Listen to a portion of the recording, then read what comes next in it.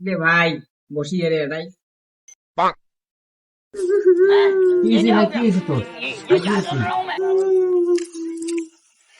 ভাই বলি আমার বলি ক ভাই ক, তোর কি হয়েছে ভাই ক।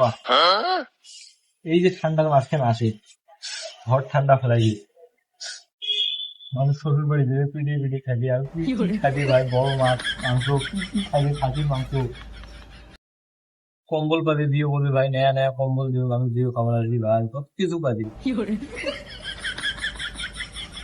ভাবে। আমরা এলে একটা এই ঠান্ডা ঠান্ডা আমার না গেয়া করবো ভাই, আমার কপাল নাই ভাই, ভাবি দে